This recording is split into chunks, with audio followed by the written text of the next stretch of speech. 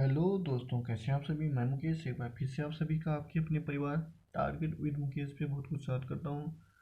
दोस्तों, अभी तक हमने बीएड के लेसन प्लान 15 कर लिए हैं। यदि आपने उनको नहीं देखा है तो वीडियो प्लेलिस्ट में जाएंगे, वहां पे एक प्लेलिस्ट है बीएड लेसन प्लान हिंदी के नाम से, वहां पे जाकर आप सभी वीडियो को देख सकते हैं। दोस्तों, प्लीज़ वीडियो को आप पूरा देखा करें और चैनल पे नए हैं तो प्लीज़ चैनल को जरूर सब्सक्राइब कर लिया करें। तो चलिए शुरू करते हैं। सबसे पहले लिखना है पाठ्य योजना 16, विद्यालय का नाम, उसके बाद ऐसी सराणी बना लेना है। दिनांक और चक्र आपको कॉलेज के माध्यम से बताया जाएगा, बाकी आप सेम रहेगा। प्रकरण में सामान्य दोस्तों, प्रकरण में लिखेंगे संज्ञा, और ये जो सामान्य उद्देश्य होते हैं इनको आप लिख लेंगे। ये सामान्य उद्देश्य लगभग सभी के सेम होते हैं तो इन्हें भी लिख लेंगे सामान्य उद्देश्य को। उसके बाद में विशिष्ट उद्देश्य में थोड़ा सा परिवर्तन होता है तो इनको मैं बता देता हूँ। छात्रों को संज्ञा का ज्ञान प्रदान करना, छात्रों में संज्ञा को परिभाषित करने की योग्यता प्रदान करना, छात्रों को संज्ञा की परिभाषा का ज्ञान कराना, छात्रों को संज्ञा के भेदों से अवगत कराना। पूर्व ज्ञान में लिखेंगे छात्रों को संज्ञा की परिभाषा व भेदों की सामान्य जानकारी है।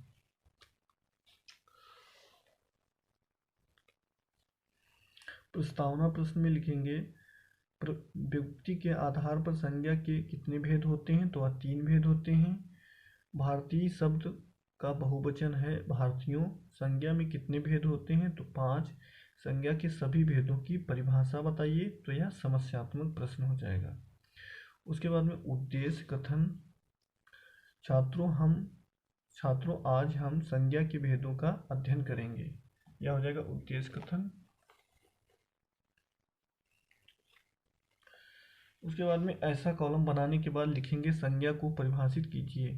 सबसे ऊपर लिख लेंगे प्रस्तुतिकरण, यहाँ पे लिख लेंगे प्रस्तुतिकरण। उसके बाद में स्पष्टीकरण लिखेंगे, यहाँ पे लिख लेंगे छात्र ध्यानपूर्वक सुनेंगे। स्पष्टीकरण, संज्ञा को नाम भी कहा जाता है। किसी प्राणी, भाव आदि का नाम ही उसकी संज्ञा कहलाती है। दूसरे शब्दों में किसी का नाम ही उसकी संज्ञा है तथा इस नाम से ही उसे पहचाना जाता है। संज्ञा न हो तो पहचान अधूरी है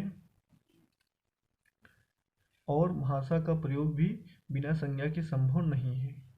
संज्ञा के प्रकार, व्यक्ति के आधार पर संज्ञा के 3 प्रकार हैं, रूढ़, योग रूढ़ और यौगिक।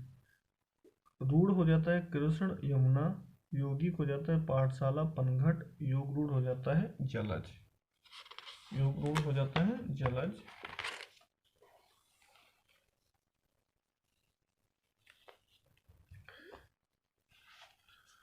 अर्थ की दृष्टि से संज्ञा 5 प्रकार की होती हैं। व्यक्तिवाचक संज्ञा, जातिवाचक संज्ञा, द्रव्यवाचक संज्ञा, समूहवाचक संज्ञा और भाववाचक संज्ञा। यह अर्थ की दृष्टि से 5 संज्ञा होती हैं। व्यक्तिवाचक संज्ञा जो किसी व्यक्ति, स्थान या वस्तु का बोध कराती है उसे व्यक्तिवाचक संज्ञा कहते हैं। उदाहरण जैसे राम, गंगा, पटना। जातिवाचक संज्ञा जो संज्ञा किसी जाति का बोध कराती है वह जातिवाचक संज्ञा कहलाती है। उदाहरण नदी, पर्वत, लड़की और आदि।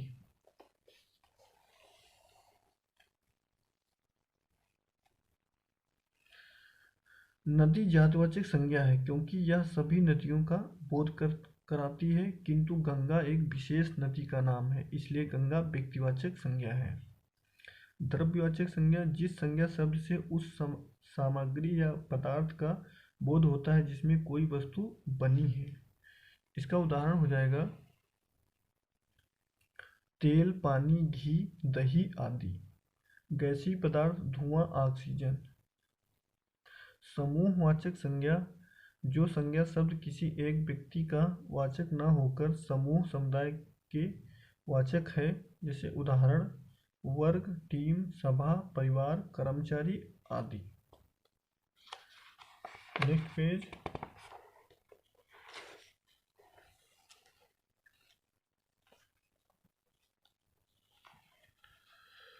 भाववाचक संज्ञा किसी भाव, गुण, दशा आदि का ज्ञान कराने वाले शब्द भाववाचक संज्ञा होते हैं। उदाहरण क्रोध, मिठास, कालिमा आदि।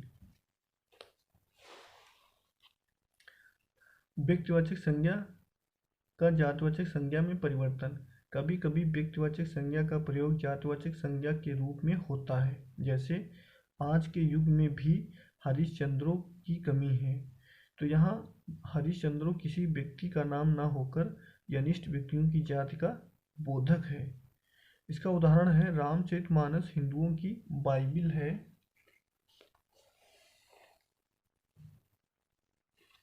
उसके बाद में जातिवाचक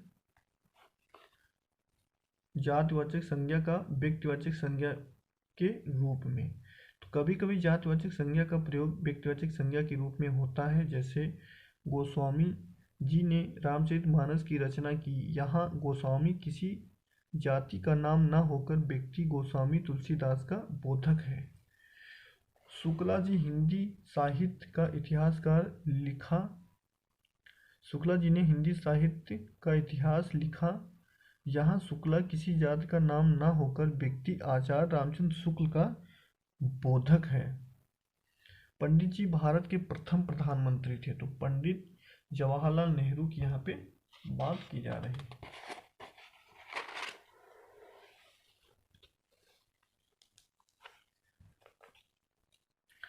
संज्ञा का पद परिचय।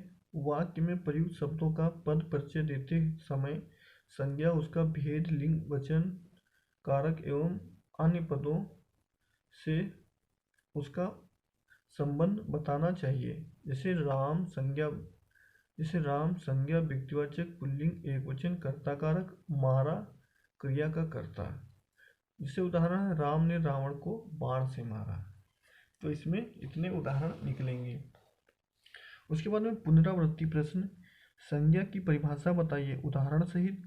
जातिवाचक संज्ञा से आप क्या समझते हैं? समूहवाचक संज्ञा को उदाहरण सहित बताइए। संज्ञा के सभी भेदों के नामों का उल्लेख कीजिए। उसके बाद में ग्राह कार्य में निम्नलिखित विकल्पों में सही विकल्प का चयन करें। भारतीय शब्द का बहुवचन है भारतीयों, भारतीयों, इनमें से कोई नहीं। निम्नलिखित शब्दों का सही कौन सा शब्द संज्ञा है? कुब्ध, क्रोध, क्रोधी और क्रोधित। इसमें सही संज्ञा पूछा गया है। निम्नलिखित शब्दों में पुल्लिंग शब्द बताइए। बुढ़ापा, जड़ता, घटना और दया। उसके बाद में लघु उत्तरी प्रश्न। भाववाचक संज्ञा की परिभाषा बताओ। जातिवाचक संज्ञा की परिभाषा बताओ। तो चलिए दोस्तों, आज के लिए बस इतना ही। कैसा लगा वीडियो या कमेंट बॉक्स में कमेंट करके जरूर बताएंगे। चैनल पे नए हैं तो प्लीज़ चैनल को जरूर सब्सक्राइब कर लेंगे।